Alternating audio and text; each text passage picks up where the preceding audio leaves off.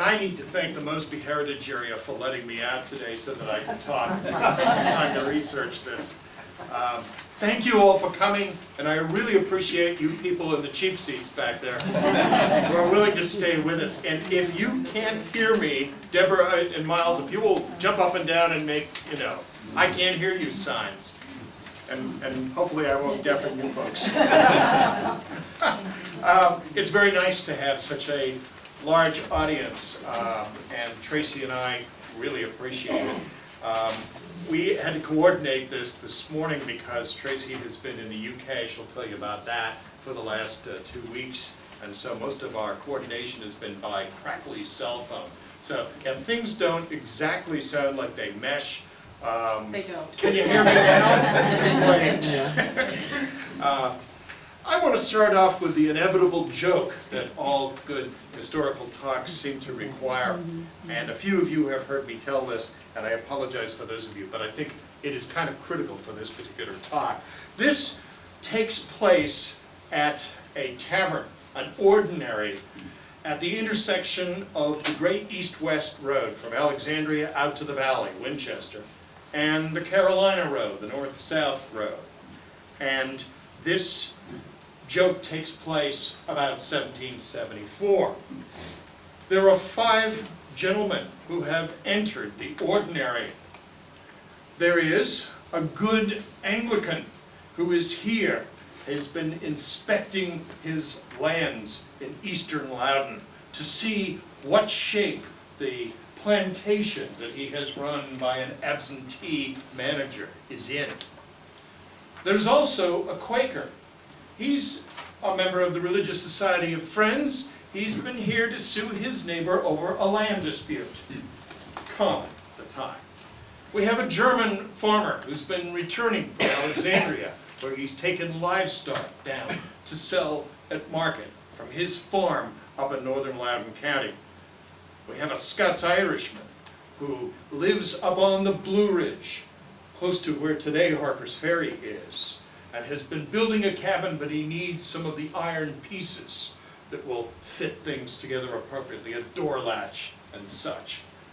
And then there's a Scotsman who runs a store here in Leesburg, and he's been playing merchant all day long, and he's exhausted. They all have a need for one thing, a tankard of ale from the publican. And so they each get their tankards, and each sit at a separate table, and each sit there musing on their day's adventures, and 5 flies come in through the open window. And each fly, as luck would have it, lands in the tankard of ale of each of our respected ethnic Loudon citizens. The Englishman takes one look at the fly and with an eye of disdain pushes his tankard forward and demands from the publican that there be another tankard of ale to replace the first. The Quaker takes out the fly and says, "Go thee hence." The German takes out the fly and he snaps it down with his fist on the table. It says, "I should have made my own ale at home, it's better anyway." Scots-Irishman drinks the entire tankard of ale and, happy with the meaty quality of it, orders a second. Finds it oddly a little bit lighter, maybe the 60p variety. And the Scotsman looks with great anger at the fly, pulls him out, and cries, standing at his table, "Spit it out, damn you, spit it out!"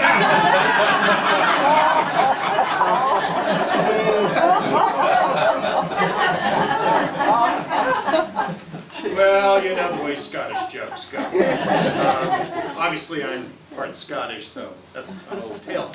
But there's a point here, and that is that the Leesburg we will look at today is the county seat, the burgeoning town of a county that is not really a melting pot, but it is a patchwork quilt of different faiths, of different nationalities, of different occupations.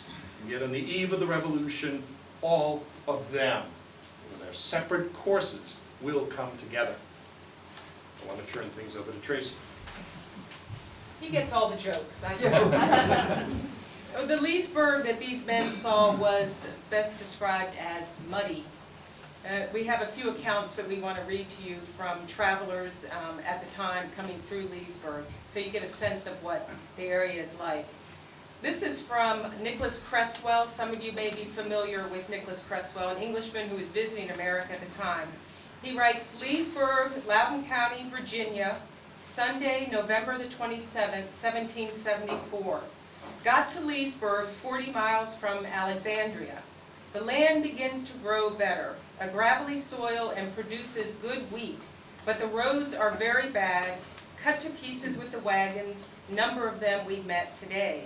Their method of mending the roads is with poles about 10 feet long, laid across the road close together. They stick fast in the mud and make an excellent causeway. Very thinly peopled along the road, almost all woods.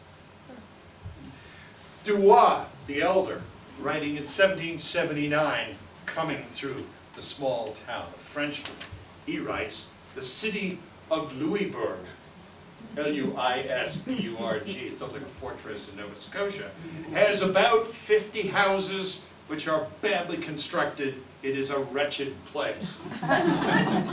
This is better.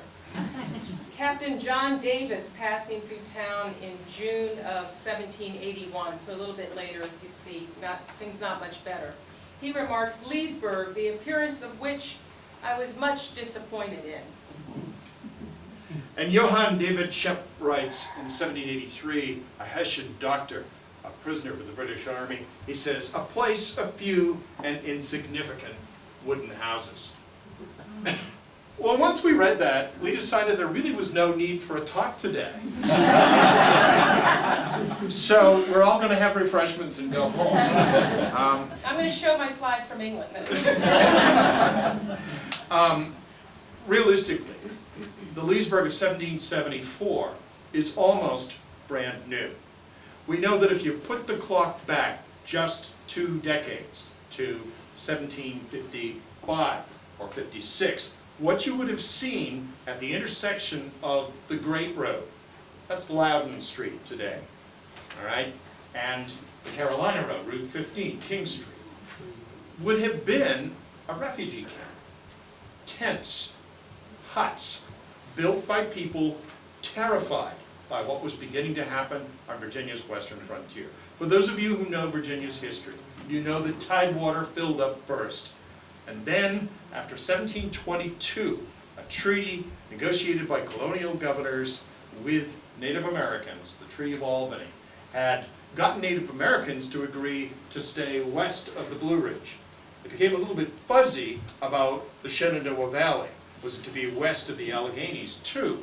At any rate, we begin to see a number of people settling in the valley in the 1730s and 40s and 50s. And now, as of 1755, war has broken out there between the French, who claim from the Alleghenies west. After all, they have to connect their Quebec and their Louisiana provinces. And their Indian allies, concerned about the way the English gobble up land, and the Virginians and the Pennsylvanians to the north. You may remember from your history that General Braddock had been sent out with 1,000 British troops and 500 colonial troops to remove the French menace. And on the 9th of July, 1755, they had been attacked by French-led Indians and a virtual massacre had occurred. The colonial British army, mostly now made up of colonists, since most of the British with their bright red uniforms had been victims of the massacre, make their way down to the Shenandoah Valley. And this is what George Washington's fellow officer, Captain Wagoner, wrote. He was in command of Virginia troops as George Washington had been elevated to command the whole remains of the ragtag Braddock's force. Captain Wagoner says, "It was with difficulty that I passed the ridge," that's Snicker's Gap, where Route 7 crosses, "for crowds of people who were flying as if every moment were death." And that means that you have to come east of the Blue Ridge, and that means a ton of refugees into places like the intersection of the roads. the ragtag camp gets the name in honor of the king. And it is called, for George II, Georgetown. But the name will not stick. But during the war, of course, it will.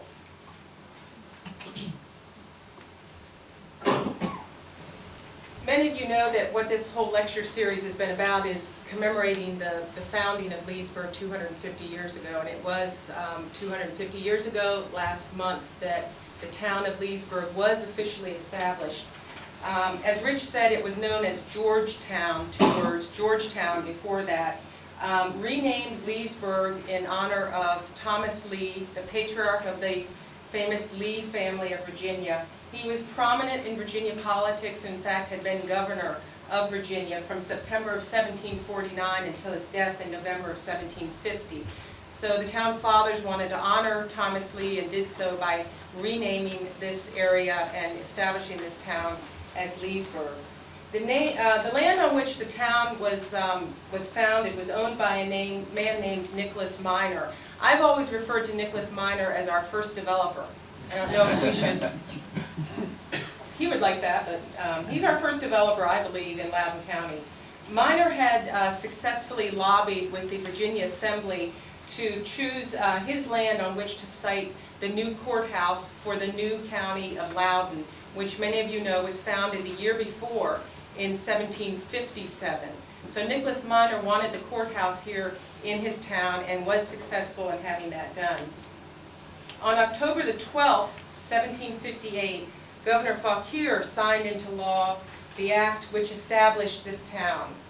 Whereas the said Nicholas Minor of the county of Loudoun hath laid off 60 acres of his land adjoining the courthouse of the said county into lots, with proper streets for a town, many of which lots are sold, and improvements made thereon, and the inhabitants have petitioned that the same may be erected into a town.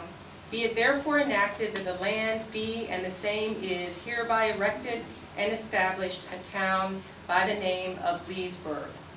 Minor had already hired a surveyor to lay out these 60-acre lots, a surveyor by the name of John Huff, who had laid out a map, laid out the 60 individual half-acre lots.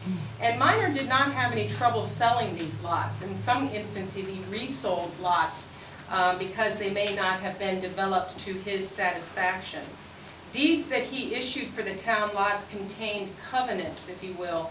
It insisted that each of the purchasers for the lots build, erect, and finish on said lot one house of 20 feet long, 16 feet wide, and 9 feet pitched, with a brick or stone chimney, and that had to be built within 3 years of the date of the deed. And again, if you didn't build something within 3 years of the date of the deed, the property reverted back to Mr. Minor, and he promptly went and resold it.